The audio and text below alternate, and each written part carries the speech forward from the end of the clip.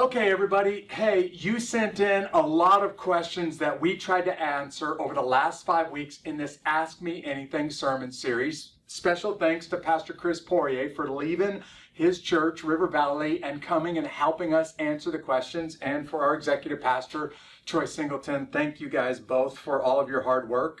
Now what I want to do is just answer some questions that came in online that we didn't get a chance to answer live, and I'm just going to pose these to you guys, and we'll post these answers on social media. Okay, here's the next one, a bit of a long question. If the Antichrist is to rise from the sea, in quotation, or in quotes here, or parentheses, the sea of people, which is from the smallest nation on earth, in quotes, the Vatican here, or not quotes, but in parentheses, the Vatican, then why is he allowed to rise to power to deal death and destruction in the name of God? Wow, that's a big question.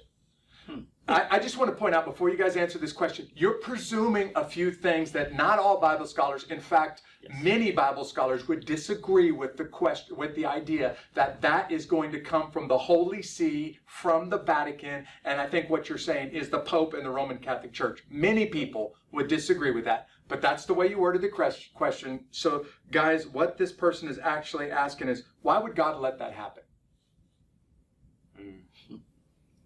Can I give you like a very short answer, and then I'll let you guys expound on it?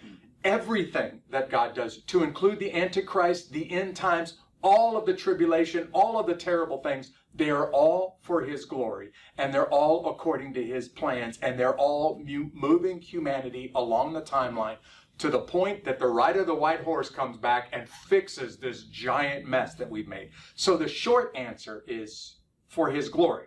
Right. But I think you're asking for more than that. So you guys want to add anything? I think the big thing to remember in this context, and if you want to go down a really deep research rabbit hole, is all of this ultimately comes back to what most of us theologically would refer to as the problem of evil. So if you search that term, you will find a lot of different writings. Or type in the word theodicy, the problem of evil, either phrase in Google. And it's because it's us as human beings trying to balance if God is so wonderful, good, and even came back to save us, then why is evil even present in the world, and why do we put up with that? And the short answer to that is, well, God never truly wanted it that way.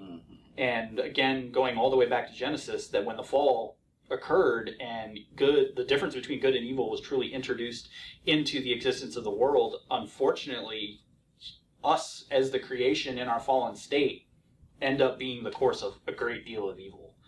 And so that's a bummer, right? Yeah. And that's where a lot of people are like, wow, that's why your religion really kind of stinks. And it's like, right, but it's also the logical point of how we go from point A to point B. So we then have to see